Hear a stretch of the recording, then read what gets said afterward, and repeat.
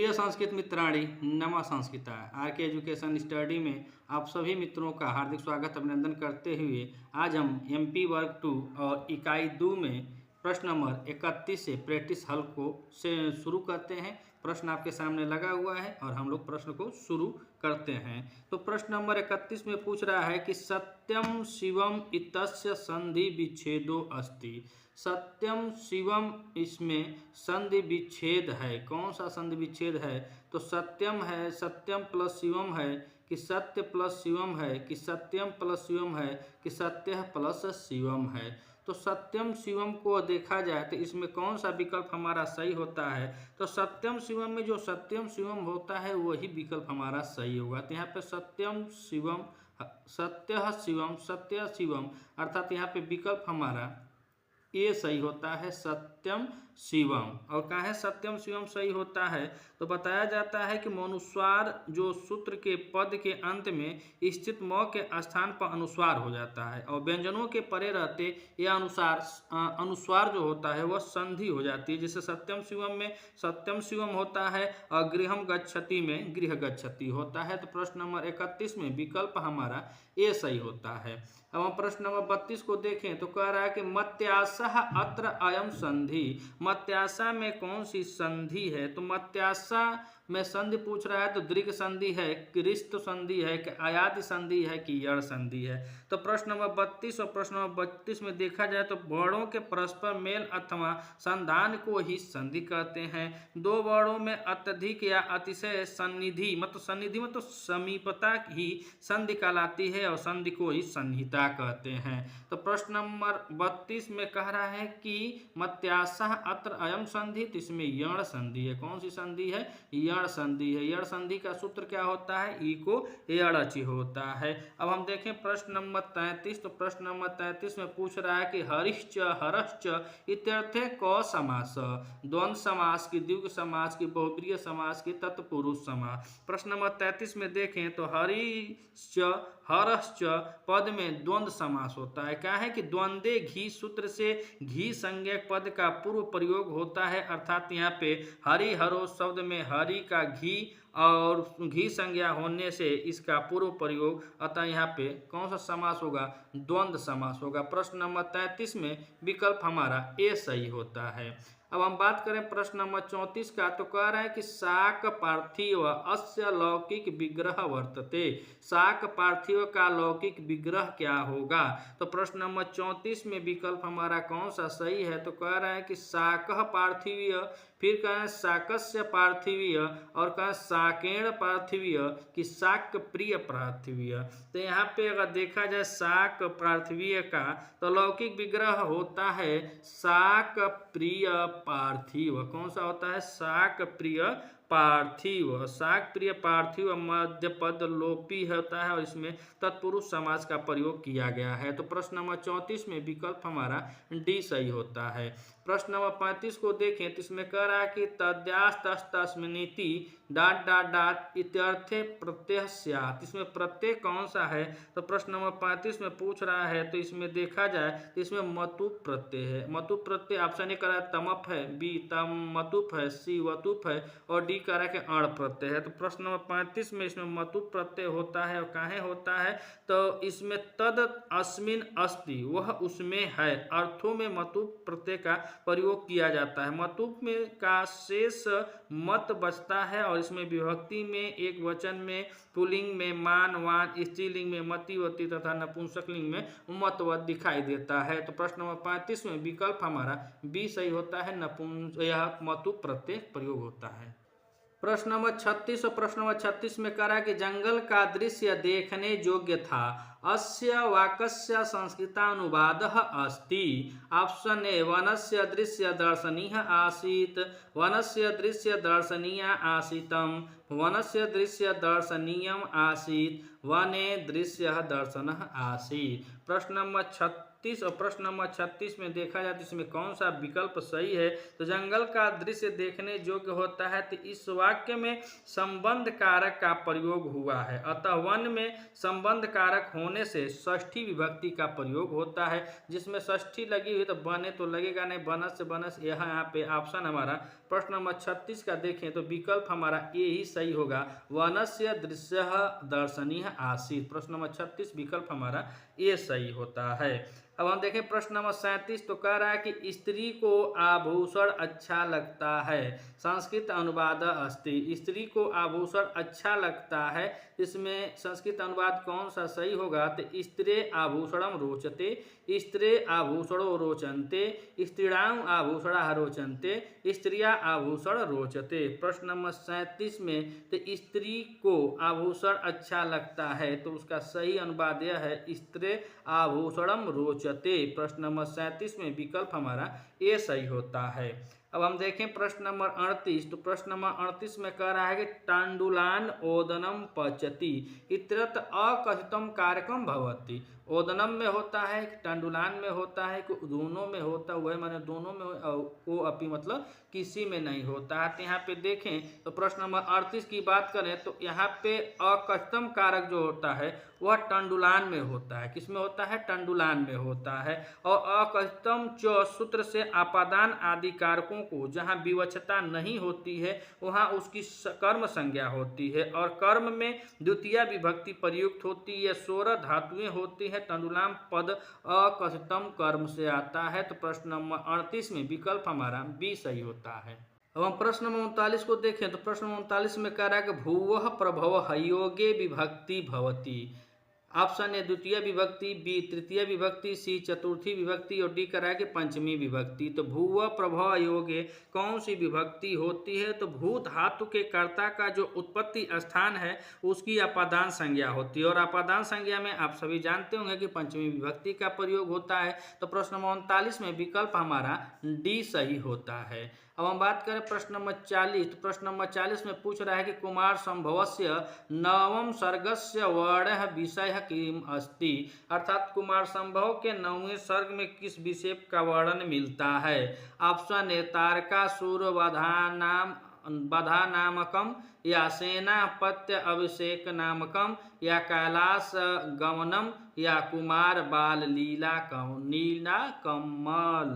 क्या लिखा है कि नीला नामकम, तो कैलाश गमनम। तो प्रश्न नंबर 40 में हम देखें तो पूछा है कि इसके 9वें सर्ग में तो कुमार संभव जो महाकाव्य है वह महाकवि कालिदास द्वारा विरचित है, और इसमें 9वें सर्ग में कैलाश पर्वत जाने का वर्णन मिलता है। तो प्रश्न नंबर 40 का विकल्प हमारा जो है वह सी सही होता है। अब हम बात करें प्रश्न नंबर 41, तो पूछ रहा है प्रश्न नंबर 41 में कि अभिज्ञान शाकुंतलम नाटकस्य विदूषकः कः। अभिज्ञान शाकुंतल का विदूषक कौन है? मैत्रेय है कि मातली है कि मांडव्य है कि सौरदमन है? और जो सौरदमन होता है यही भरत और शकुंतला, भरत होते हैं, शकुंतला और दुष्यंत के पुत्र होते हैं, तो भरत का ही नाम सौरदमन होता है। मातली जो होता है यह इंद्र का सारथी होता है, मैत्रेय जो होता है यह मृषकटकम का विदूषक है, मांडव्य जो है यही अभिज्ञान शाकुंतल का विदूषक है। प्रश्न नंबर 41 विकल्प हमारा सी सही होता है। प्रश्न नंबर 42 कह रहा है कि उज्ज्वल शब्द से संधि विच्छेद। उज्ज्वल शब्द का संधि विच्छेद है उज धन ज्वलः, उद धन ज्वलः, उज धन झोला और कहें उच्च धन झोला।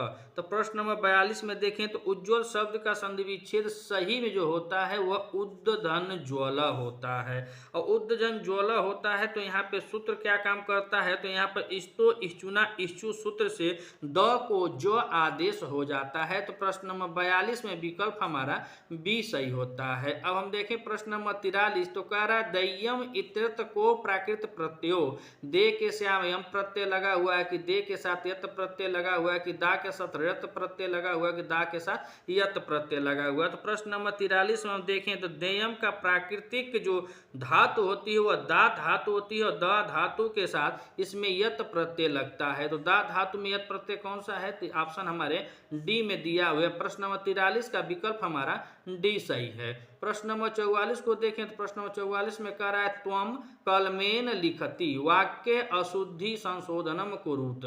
त्वम कलमेन लिखति में जो वाक्य है उसका अशुद्धि संशोधन करना है, तो कौन सा सही होगा? तो प्रश्न नंबर 44 में देखें तो यहाँ पे ऑप्शन दिया है युवाम कलमेन लिखति, अहम कलमेन लिखति, सह कलमेन लिखति, तौ कलमेन लिखति। तो प्रश्न नंबर 44 में देखा जाए तो यहाँ क्रिया के अनुसार कर्ता प्रथम प्रथम पुरुष का प्रयोग किया गया है और यहाँ त्वाम के स्थान पर स शब्द ही शुद्ध है। तो यहाँ पर कहाँ लिखा है, तो प्रश्न नंबर 44 का विकल्प हमारा जो है वह सी सही होता है और यहाँ पे सह कलमेन लिखती। प्रश्न नंबर 44 विकल्प हमारा सी सही है।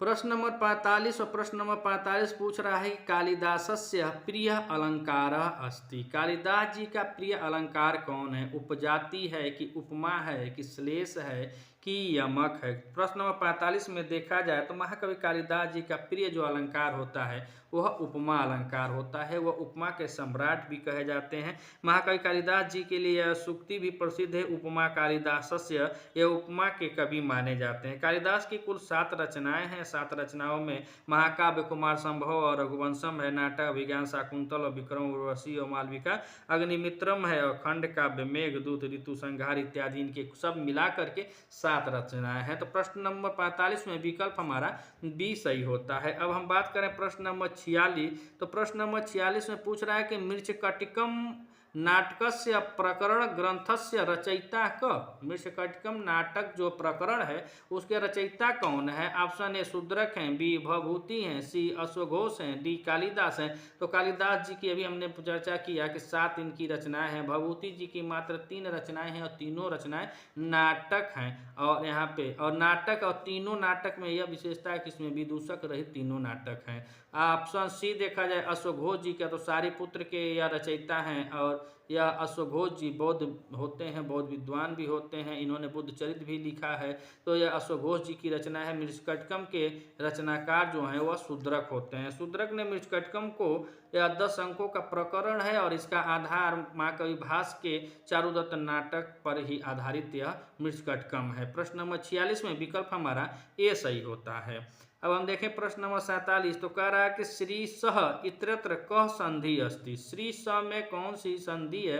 गुण संधि है कि वृद्धि है कि दीर्घ है कि आयादी है? तो प्रश्न नंबर 47 में देखा जाए तो श्री स में दीर्घ संधि है अकस अवर्य सूत्र से। यहाँ पर ई बड़ी ई प्लस बड़ी ई, यहाँ पे बड़ी ई और फिर बड़ी ई हो जा करके यहाँ पर बड़ी ई अर्थात दीर्घ ई ही होता है। तो श्रीय धन ईस बराबर श्रेयस्य। तो यहाँ पे कौन सी संधि हुई? तो यहाँ पे दीर्घ संधि होती है। प्रश्न नंबर 47 में विकल्प हमारा सी सही होता है। अब हम प्रश्न नंबर 48 को देखें, तो प्रश्न नंबर 48 कह रहा है कि जाति गुण क्रिया संज्ञाभि समुदाय एकादेशस्य पृथक्करणं निर्धारणं यतस्य विभक्ति स्यात्। पंचमी विभक्ति, तृतीया विभक्ति, षष्ठी विभक्ति या चतुर्थी विभक्ति? प्रश्न नंबर 48 में देखा जाए तो जाति गुण क्रिया या संज्ञा की विशेषता के आधार पर जब किसी पदार्थ को किसी समुदाय से पृथक किया जाता है तो वहाँ समुदायवाचक शब्द में षष्ठी और सप्तमी विभक्ति दोनों विभक्तियों का प्रयोग होता है। तो यहाँ पे सप्तमी विभक्ति दिया ही नहीं है, इसीलिए प्रश्न नंबर 48 का विकल्प हमारा सी सही होता है, षष्ठी विभक्ति। अब हम देखें प्रश्न नंबर 49, तो प्रश्न नंबर 49 कह रहा है जसत्व संधे उदाहरणम अस्ति। जसत्व संधि का उदाहरण है तो कौन सा है? सचित है कि समित्सु है कि तिबंत है कि उच्चारणम है? तो प्रश्न नंबर 49 में देखें तो हमारा कौन सा विकल्प सही होता है? तो तिबंत सही होता है। या तिबंत जो है यह जसत्व संधि का उदाहरण है। झलाम जसवंते सूत्र से पदांत झल प्रत्याहार वर्गस्य 1 2 3 4 वर्णा नाम स स स हस्तान पर जब जस होता है, जब अगर दस तो हो जाता है तो प का तीसरा अक्षर ब हो गया है, इसीलिए यहाँ पे तिबंत है। प्रश्न नंबर 49 में विकल्प हमारा सी सही होता है। अब हम बात करें प्रश्न नंबर 50, तो प्रश्न नंबर 50 कह रहा है कि साधवे इतरत्र क संधि। साधवे में कौन सी संधि है? गुण संधि है, वृद्धि संधि है, आयात संधि है कि दीर्घ संधि है? तो प्रश्न नंबर 50 को देखें तो इसका संधि विच्छेद होता है साधो धन एव, अर्थात एच वर्ण ए ओ ऐ औ के स्थान पर क्रमशः ऐ आय आव आदेश होता है स्वर परे रहते हुए। तो यहाँ पे कौन सी संधि होती है? तो वहाँ पे आयाद संधि होती है। तो प्रश्न नंबर 50 का विकल्प हमारा सी सही होता है। अब हम बात करें प्रश्न नंबर 51। प्रश्न नंबर 51 में कह रहा है कि आकृष्ट इतरत्र संधि अस्ति। आकृष्ट में कौन सा संधि है? तो इष्टुत संधि है कि इष्टुट संधि है कि जसत्व संधि है कि अनुस्वार संधि है? तो प्रश्न नंबर 51 में देखें तो इसका संधि विच्छेद होता है आकृष्ट धन तह, और आकृष्ट या इष्टुता इष्टु सकार का तकार के योग में सकार तथा त वर्ग के स्थान पर सकार तथा ट वर्ग आदेश होते हैं, इसीलिए इसमें इष्टुत संधि है, अर्थात ऑप्शन नंबर हमारा 51 में बी सही होता है। अब हम प्रश्न नंबर 52 को देखें तो प्रश्न नंबर 52 कह रहा है कि केवल समासः भवति। केवल समास कहाँ है? तो कह रहे हैं विशेष संज्ञा विनिर्मुक्तः, बी करा पूर्व पदार्थ प्रधान, सी करा उत्तर पदार्थ प्रधान और डी करा सर्वे। तो केवल समास के बारे में पूछ रहा है। तो केवल समास होता है कि जिन पदों में अव्ययी भाव आदि समासों का विधान न किया गया हो फिर भी समास हुआ हो, वह केवल समास कहलाता है। केवल समास विशेष संज्ञा न होने के कारण इसे निर्विशेष संज्ञा समास भी कहते हैं। तो प्रश्न नंबर 52 का विकल्प हमारा ए सही होगा, विशेष संज्ञा विनिमुक्तम। प्रश्न नंबर 53 में कह रहा है संकलाखंड इतस्य विग्रह अस्ति। संकलेन खंड संकलया खंड उभयो को अपि। संकलेन खंड होगा कि संकलया खंड होगा कि दोनों होगा कि इसमें से कोई नहीं होगा? तो प्रश्न नंबर 53 में देखा जाए तो संकला खंड जो होता है, संकला में टा खंड सु होता है और संकला खंड बनता है। तृतीयांत पद का तृतीयांत के द्वारा किए गए गुणवाची शब्द के साथ तथा अर्थ शब्द के साथ समास होता है। सूत्र में तत्कृत्य से तृतीया विभक्ति का लोप होता है। तो प्रश्न नंबर 53 में विकल्प हमारा बी सही होता है, संकला खंड। प्रश्न नंबर 54 देखें तो प्रश्न नंबर 54 कह रहा है कि अधोलिखितेषु यण संधे रूपम विद्यते पर्यप्तुकारः गंगोगः मार्तंडः या विद्यालयः। तो प्रश्न नंबर 54 में देखे जाए तो संध्य रूप विद्यते परोक्तकार, अपरोक्तकार जो है प्रतिधन उपकार, अर्थात इक प्रत्याहार के स्थान पर यण हो जाए अच असमान स्वरों के परे रहने पर, इसीलिए ई के स्थान पर उ के परे रहने पर ई का य हो गया है, इसीलिए यहाँ पर शब्द बना है पर्युत्कार। प्रश्न नंबर 54 में विकल्प हमारा ए सही होता है। प्रश्न नंबर 55 कह रहा है कि सह ही आगमिष्यति ही वाक्य अशुद्धि संशोधनम कुरुत। ऑप्शन ए सह ही आगच्छति, बी सह आगच्छतः, स ही आगच्छतु, स आगच्छतु। प्रश्न नंबर 55 में देखें तो इसमें कौन सा विकल्प सही होता है? तो यहाँ है का अर्थ बीता हुआ कल है, अतः क्रिया भूतकाल में लंग लकार की प्रयुक्त हुई है और जो कार्य से हो चुका है, जो कार्य आज से हो चुका है, अर्थात क्रिया आज समाप्त नहीं हुई बल्कि कल भी उसको आएगा लेकिन पूर्व हो चुकी है, वह अनघटन काल होता है। तो प्रश्न नंबर 55 में देखा जाए तो विकल्प हमारा कौन सा सही होता है? तो सह हाँ आगच्छ। प्रश्न नंबर 55 का विकल्प हमारा बी सही होता है। अब हम प्रश्न नंबर 56 में देखें तो पूछ रहा है कि उच्छ्वास इतस्य संधि विच्छेद, उच्छ्वास का संधि विच्छेद। प्रश्न नंबर 55 में विकल्प ए करा उच्च धन श्वास, बी करा उद धन श्वास, सी करा उत्त धन श्वास और डी करा उत्त धन श्वास। तो प्रश्न नंबर 56 में देखा जाए तो यहाँ पे इष्टुत संधि हुई है और इष्टुत चत्व संधि छत्वा संधि प्रयोग करके उच्छ्वास शब्द बनता है और इसका रूप जो होता है संधि विच्छेद वाला वह उद धन श्वास होता है। प्रश्न नंबर 56 में विकल्प हमारा बी सही होता है। अब हम प्रश्न नंबर 57 को देखें तो प्रश्न नंबर 57 कह रहा है कि विद्येव इतस्य संधि विच्छेद भवति। विद्या का संधि विच्छेद क्या हो गया? विद्या धन ए होगा कि विद धन ए होगा कि विद्या धन ए होगा कि विद धन ए होगा? तो प्रश्न नंबर 57 में देखा जाए तो इसका विद्या धन ए होगा, ऑप्शन हमारा ये ही सही होता है, विद्या धन ए। प्रश्न नंबर 57 में विकल्प हमारा ए सही होता है। प्रश्न नंबर 58 और प्रश्न नंबर 58 कह रहा है कि हरिम बंदे अत्र क संधि, अनुनासिक संधि, अनुस्वार संधि, पुरुरूप संधि, पररूप संधि। प्रश्न नंबर 58 में देखा जाए तो इसका संधि विच्छेद होता है हरिम प्लस बंदे। हरिम बंदे में अनुस्वार संधि है। यहाँ मोनो अमो अनुस्वार सूत्र से म के स्थान पर अनुस्वार आदेश होकर के अनुस्वार संधि का प्रयोग हुआ है। तो प्रश्न नंबर 58 में विकल्प हमारा बी सही हो जाता है, अनुस्वार संधि। प्रश्न नंबर 59 में देखा जाए तो पूछ रहा है कि निर्विघ्नम इत्यस्य विग्रह अस्ति। निर्विघ्नम तो ऑप्शन ए विघ्नानाम अभाव इति, विघ्नानाम सह, विघ्नानाम आव इवेति और सर्वे। तो प्रश्न नंबर 59 में देखा जाए तो यहाँ पे निर्विघ्नम अर्थात यहाँ पे कौन सा समास होता है, तो यहाँ पे अव्ययी भाव समास है और इसका विग्रह होता है विघ्नानाम आव इवेति। प्रश्न नंबर 59 विकल्प हमारा सी सही होता है। यहाँ पे निर अव्यय है का प्रयोग हुआ है और जो अव्यय है उसका का प्रयोग अभाव अर्थ में है, इसीलिए विघ्ना नाम अभाव इति होता है। तो प्रश्न नंबर 59 में विकल्प हमारा सी सही होता है। प्रश्न नंबर 60 को देखें तो कह रहा है कि व्याकरणम इतरत्य क प्रत्यय, व्याकरण में कौन सा प्रत्यय लगा हुआ है, तो आप सब जानते हैं कि बी उपसर्ग पूर्वक आंग धातु में बी और आंग उपसर्ग पूर्वक क्रिया धातु में ल्युट प्रत्यय लगता है, ल्युट प्रत्यय जहाँ होगा वही सही होगा। प्रश्न नंबर 60 का विकल्प हमारा ये सही है। प्रश्न नंबर 61 को देखें तो कह रहा है कि दृश्य धनतव्य तित्रत्य प्रयुक्तम पद भवति, तो दृष्टिवयम होगा कि दृष्टव्यम होगा कि दृष्टव्यम होगा कि दृष्टव्य होगा। तो प्रश्न नंबर 61 में देखें तो यहाँ पे दृश्य धनतव्यत बराबर देखा जाए तो यहाँ पे दृष्टव्यम होता है, क्या दृष्टव्यम। प्रश्न नंबर 61 में विकल्प हमारा जो होता है वह बी सही होता है। प्रश्न नंबर 62, प्रश्न नंबर 62 में कह रहा है कि उपराजम इति समस्त पदे उप अव्यम किम अर्थम प्रज्यूयते। प्रश्न नंबर 62 में तो देखना है कि दूरार्थम में है कि समीपार्थम में है कि अर्थाभावार्थम में है कि अत्यार्थम में है। तो 65 नंबर प्रश्न में देखा जाए तो अपराजम पद में समीप अर्थ में उप अव्यय का प्रयोग हुआ है, राज समीपम इति उपराजम। प्रश्न नंबर 62 में विकल्प हमारा बी सही होता है, समीपार्थ में प्रयोग हुआ है, उप का प्रयोग किसमें हुआ है, समीप के अर्थ में। तो प्रश्न नंबर 62 का विकल्प हमारा बी सही होता है।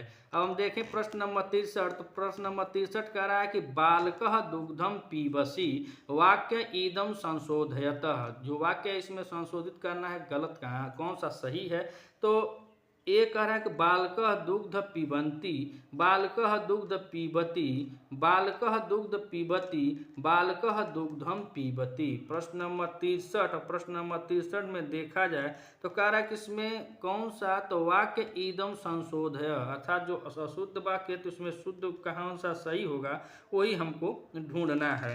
तो प्रश्न नंबर 63 में देखा जाए तो यहाँ पीबसी पद मध्यम पुरुष एक वचन का रूप है और यहाँ कर्ता में क्रिया के अनुसार लगे। तो प्रश्न नंबर 63 में विकल्प हमारा डी सही होगा कि बालकः दुग्धम पीबती।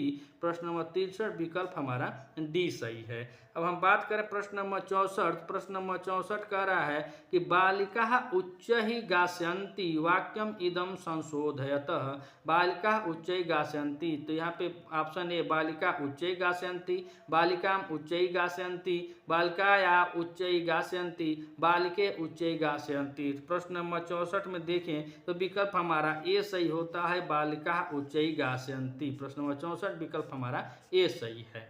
अब हम प्रश्न नंबर 65 को देखें तो प्रश्न नंबर 65 कह रहा है कि रोचते में यश भद्र मयूरः, रोचते में यश भद्र मयूरः। तो यहाँ पे देखा जाए तो प्रश्न नंबर 65 बचा रहा है यहाँ पे कौन सा विभक्ति होगा, तृतीया होगी कि चतुर्थी होगी कि पंचमी होगी षष्ठी होगी। तो रोचते दिया हुआ तो हम लोग पढ़े हैं कि रुचि अर्था नाम चतुर्थी विभक्ति होती है, तो चतुर्थी विभक्ति का प्रयोग हुआ है रुचि अर्था नाम पर्यामाण सूत्र के द्वारा, जो रुच धातु के योग में अस्मत् के चतुर्थी विभक्ति एक वचन का प्रयोग किया गया। तो प्रश्न नंबर 65 में हमारा विकल्प बी सही होगा, चतुर्थी विभक्ति। प्रश्न नंबर 66, प्रश्न नंबर 66 में कह रहा है गोविंद शीर्षा खलवाटः इत्यत्र रेखांकित पदे कारणम अस्पष्टयत्। शीर्षा कारण अर्थ है, अंग विकार अर्थे, अपवार्गा अर्थे या सहा अर्थे। तो प्रश्न नंबर 66 में देखा जाए तो गोविंद शीर्षा खलवाट, गोविंद सर से टकला है, तो यह एनांग विकार सूत्र का प्रयोग हुआ है और एनांग विकार सूत्र विकृति अंगवाची शब्दों में तृतीया विभक्ति का प्रयोग किया जाता है। तो प्रश्न नंबर 66 में विकल्प हमारा बी सही होगा, अंग विकार अर्थे। प्रश्न नंबर 67 कह रहा है कि ध्यात्वा इतरत्र क प्रत्यय, ध्यात्वा में कौन सा प्रत्यय है। तो पहले धात्वा को देखें तो यह बनता है ध्वे और इसमें कत्वा प्रत्यय का प्रयोग होता है। तो उड़ुल प्रत्यय नहीं होता है, कत भी नहीं होता, लेप भी नहीं, तो कत्वा प्रत्यय होता है। ध्य धातु होती है और ध्य के साथ कत्वा प्रत्यय होता है। तो ध्य धातु से कत्वा प्रत्यय लगाने पे जो शब्द बनता है वह ध्यात्वा पद का निष्पन्न होता है। यहाँ पे पूर्वकालिकी क्रिया के ज्ञान के लिए कत्वा प्रत्यय का प्रयोग हुआ है। तो प्रश्न नंबर 67 में विकल्प हमारा बी सही होता है। अब हम प्रश्न नंबर 68 को देखें तो प्रश्न नंबर 68 कह रहा है सप्यम इत्यत्र क प्रत्यय। सप्यम में प्रत्यय पूछ रहा है तो ऑप्शन कर रहा है यत प्रत्यय है कि ऋत प्रत्यय है कि केप प्रत्यय है कि यम प्रत्यय है। तो प्रश्न नंबर 68 में देखें तो पोर दुप धातः सूत्र के अनुसार जो सप लब आदि धातुएं जिनको उपधा में ह्रस्व आकार होता है उनके साथ यत प्रत्यय लगता है। तो प्रश्न नंबर 68 में विकल्प हमारा ए सही होता है, यत प्रत्यय। प्रश्न नंबर 69 पूछ रहा है कि अस्मद शब्दस्य पंचमी बहुवचने रूपम अस्ति। अस्मद शब्द का पंचमी बहुवचन का रूप है। तो यहाँ पे रूप देखें तो अस्मद शब्द का पंचमी बहुवचन में पूछ रहा है, लेकिन पंचमी एक वचन में रूप बनता है मत, द्विवचन में बनता है आवाभ्याम और बहुवचन में बनता है अस्मद। तो प्रश्न नंबर 69 में अस्मत कहाँ है। तो 69 में देखें तो हमारा अस्मत विकल्प डी में है। तो प्रश्न नंबर 69 का विकल्प हमारा डी सही होता है। प्रश्न नंबर 70 और प्रश्न नंबर 70 कह रहा है कि जटायु प्राणम त्यायाज तत्याज वाक्यम इदम संशोधयते।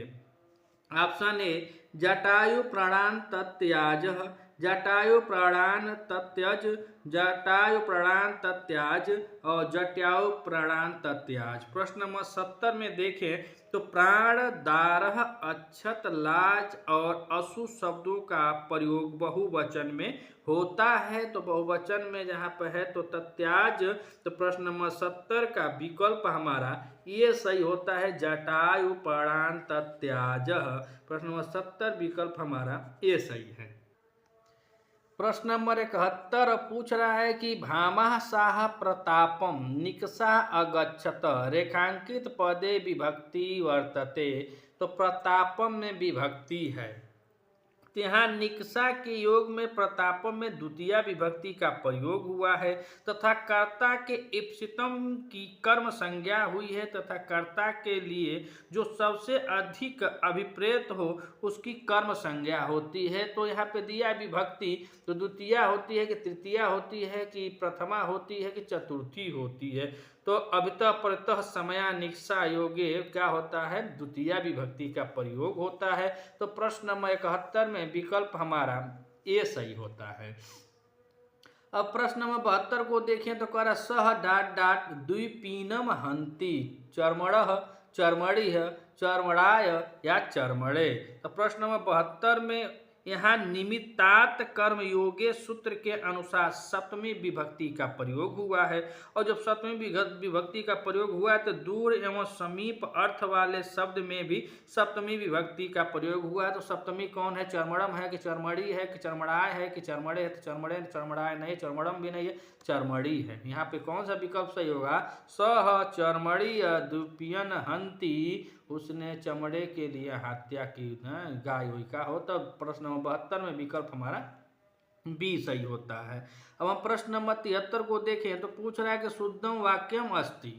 ऑप्शन ए सह गाम पयरूप दोग्धि, सह गाम दुग्धम दोग्धि, ते गाम पयम दोहति और सा गाम पयान दोग्धि। प्रश्न नंबर 73 में अकहितम च सूत्र से द्विकर्मक धातुओं का रूप होता है। तो सह गाम दुग्धम दोग्धि वाक्य शुद्ध होगा। कौन सा शुद्ध है, सह गाम दुग्धम दोग्धि, अर्थात प्रश्न नंबर 73 का विकल्प हमारा बी सही होता है। अब हम प्रश्न नंबर 74 को देखें तो प्रश्न नंबर 74 कह रहा है कि किम प्लस चित्त किंचित सम प्लस चित्त डाट डाट रिक्त स्थाने पदम स्यात्। प्रश्न नंबर 74 में देखें तो अस्पष्टम शांत सूत्र से यह पर में रहने पर अनुस्वार को पर सवर्ण अर्थात पर वाले वर्ण के वर्ग का पांचवा वर्ण आदेश होता है। जैसे किम प्लस चित्त के साथ किंचित, सम प्लस चित्त के साथ संचित, तो आगे दे रहा है तो आगे हम देखेंगे अन प्लस कित के साथ अंकित होता है और वम प्लस चित्त के साथ वंचित। प्रस्तुत उदाहरण जो है वह सब अनुस्वार पर सवर्ण संधि के हैं। तो प्रश्न नंबर 74 में विकल्प हमारा ए सही होता है, संचित। सम प्लस चित्त बराबर का बनेगा संचित होगा। प्रश्न नंबर 75 में पूछ रहा है कि नाव्यम इतरत्र क संधि विच्छेद। नाव्यम में कौन सा संधि विच्छेद, नाव्यम का संधि विच्छेद कौन है? तो नय धन्यम है कि नाव धन्यम है कि नव्य धन्यम है कि नव धन यम है। तो प्रश्न नंबर 75 में देखें तो यहाँ पे विकल्प हमारा डी सही होता है, नव धन यम होता है। प्रश्न नंबर 75 में विकल्प हमारा डी सही है। अब हम प्रश्न नंबर 76 को देखें। प्रश्न नंबर 76 में पूछ रहा है कि अधिगोपम अस्य लौकिक विग्रह वर्तते। अधिगोपम का लौकिक विग्रह क्या होगा? ऑप्शन ए अधिगोपम होगा, बी अधिगोपी होगा, सी गोपी इति होगा और डी गोपी अधि होगा। तो प्रश्न नंबर 76 में विकल्प हमारा कौन सा सही होगा? तो इसमें अधिगोपम अर्थात गोपी इति लौकिक विग्रह होगा। यहाँ पे अधि अव्यय है जिसका अर्थ विभक्ति है, अतः विभक्ति आदि अर्थों के प्रयोग में होने वाले अव्यय के साथ समास होता है, वह अव्ययी भाव समास कहलाता है। प्रश्न नंबर 76 में विकल्प हमारा सी सही होता है। प्रश्न नंबर 77 में पूछ रहा है कि अतिक्रांतो मालाम इतस्य समस्त पदम स्यातः। ऑप्शन ए अतिमालाम, बी अतिमालः, सी अतिमालस्य और डी का है अतिमाला। तो प्रश्न नंबर 77 में देखें तो अतिक्रांतो मालाम का समस्त पद अतिमाला होता है। तो अतिमाला कौन सा विकल्प हमारा सही होगा? तो यहाँ पे विकल्प हमारा बी सही होगा कि अतिमाला। कौन सा विकल्प सही होगा? अतिमाला। अतिमाला में अत्यादेह कांता अर्थे द्वितीय सूत्र से आदि प्रादि तत्पुरुष समास है। अतिमाला का लौकिक विग्रह अतिक्रांतो मालाम तथा अलौकिक विग्रह माला अम अति होता है। तो प्रश्न नंबर 77 का विकल्प हमारा बी सही है। अब हम देखें प्रश्न नंबर 78 तो कह रहा है कि जिस स्थान पर शकुंतला की अंगूठी गिरी, मार्ग में गिरी कि कर्ण आश्रम में गिरी कि प्रभास तीर्थ में गिरी कि शची तीर्थ में गिरी। अभिज्ञान शाकुंतल महाकवि कालिदास द्वारा विरचित 7 अंकों वाला यह नाटक है। इस नाटक का उपजीव्य महाभारत का आदि पर्व माना जाता है। आदि पर्व में शकुंतला पाख्यान को माना जाता है और यहाँ अभिज्ञान शाकुंतल में राजा दुष्यंत और शकुंतला के प्रणय कहानी का वर्णन होता है। यहाँ पे दुर्वासा ऋषि के द्वारा यह श्राप मिलता है और एक मुद्रिका होती है और 5वें अंक में जब गौतमी सारंग और शारदत्त उसको लेकर जाते हैं तो अंगूठी जो पहचान के तहत दुष्यंत देते हैं अपनी पत्नी अथी अपनी प्रिया अपनी प्रेमिका शकुंतला को, वह अंगूठी गिर जाती है। कहाँ गिरती है वही पूछ रहा है, मार्ग में कि कड़वाश्रम में कि प्रभास तीर्थ में। प्रभास तीर्थ का वर्णन नहीं है, मार्ग में नहीं, शची तीर्थ में गिरती है। प्रश्न नंबर 78 का विकल्प हमारा डी सही होता है। प्रश्न नंबर 79 नंबर प्रश्न पूछ रहा है कि किस समास में उभय पद प्रधान होते हैं? कर्मधारय समास में, द्विगु समास में, द्वंद्व समास में कि तत्पुरुष समास में। तो प्रश्न नंबर 79 में देखें तो प्राणोभ्य पदार्थ प्रधानु द्वंद्व पंचम अर्थात जिस समास में प्राय दोनों पदों का अर्थ प्रधान हो वह द्वंद्व समास होता है। जैसे शिव केशव। तत्पुरुष में तो प्राय उत्तर पद का अर्थ प्रधान होता है। प्राणोत उत्तर पदार्थ प्रधान तत्पुरुष तृतीय और तत्पुरुष का ही एक रूप होता है कर्मधारय तथा कर्म का धारय का ही एक भेद द्विगु समास होता है। तो प्रश्न नंबर 79 में देखा जाए तो यहाँ पे विकल्प हमारा सी सही होता है द्वंद्व समास में। किसमें? किस समास में वह पद प्रधान होते हैं? तो दोनों पद किस समास में होते हैं? प्रश्न 79 का विकल्प हमारा सी सही होता है द्वंद्व समास में। अब हम देखें प्रश्न नंबर 80 मित्रों, इस श्रृंखला का यह अंतिम प्रश्न है और इसमें पूछा क्या गया है, तो कह रहा है कि पितरों पद में कौन सा समास है। ऑप्शन ए बहुब्रीहि समास है, बी अव्ययी भाव समास है, सी तत्पुरुष है और डी कह रहा है कि द्वंद्व समास है। तो प्रश्न नंबर 80 में देखें तो इस विग्रह में माता और पिता दोनों का अर्थ प्रधान है, अतः यहाँ पे द्वंद्व समास हो जाएगा। प्रश्न नंबर 80 में विकल्प हमारा डी सही होता है कि द्वंद्व समास। अब हम यहाँ पे विराम लेते हैं। अगर आप यह चैनल पे नए हैं तो चैनल को सब्सक्राइब कीजिएगा, वीडियो अच्छी लगे तो लाइक कीजिएगा, पहले आप वॉच कीजिएगा, अगर अच्छी लगे तो अपने मित्रों तक भी शेयर कीजिएगा। मिलते हैं अगले क्लास में, अगले दिन फिर से लेते हैं विदा। नमः संस्कृताय।